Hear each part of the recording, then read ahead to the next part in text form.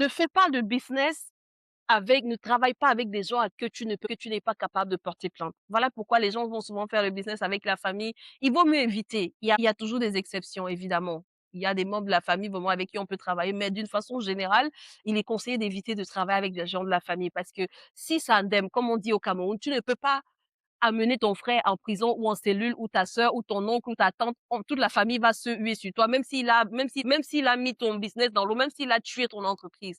On va te dire que c'est seulement l'entreprise, que sa vie compte plus. Donc, évite de faire de business avec des personnes que tu n'es pas prêt à aller porter plainte. Si ça arrivait, c'est vraiment des cas extrêmes, mais ça peut arriver. Je savais pas que ça pouvait m'arriver aussi un jour.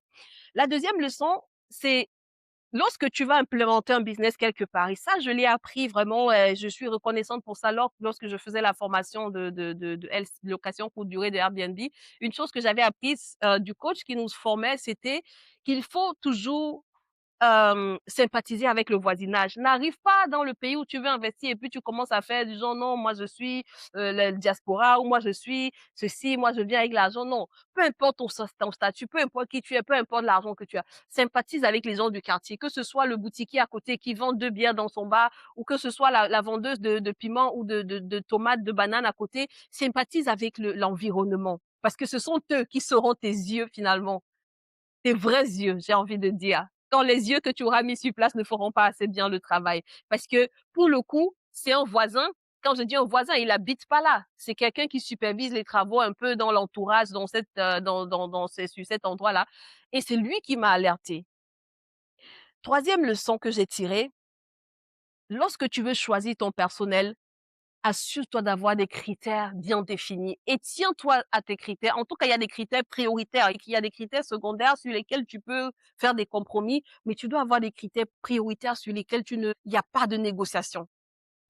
Pour le coup, moi, je savais et j'ai appris encore ceci à mes dépens, c'est que lorsqu'on recrute du personnel, et ça vaut dans tous les secteurs, dans le monde du travail en tout cas, de plus en plus, les entreprises priorise les gens qui ont un bon caractère, une bonne personnalité par rapport à ceux qui ont de la compétence. Oui, parce que quelqu'un qui a une bonne moralité, il peut apprendre la compétence. En revanche, quelqu'un qui est compétent seulement et qui a une mauvaise moralité, il est très difficile de lui de faire changer la moralité d'un adulte.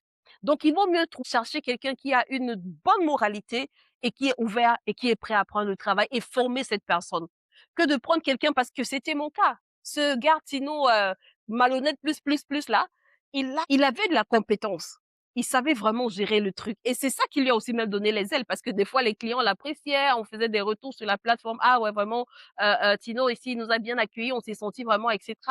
Il faisait bien son boulot. Mais ça lui a donné des ailes aussi. Parce qu'il n'y avait pas le fondement qui est la moralité. Moralité pourrie, malhonnête, menteur, voleur. Parce que oui, il est parti avec l'argent.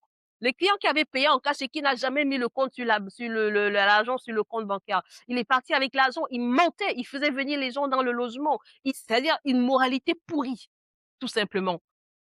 Donc, et tes critères, il faut avoir tes critères et t'en tenir à tes critères. Ne fais surtout pas l'erreur que j'avais faite, qui est de choisir les gens par émotion ou dans la précipitation de toute urgence.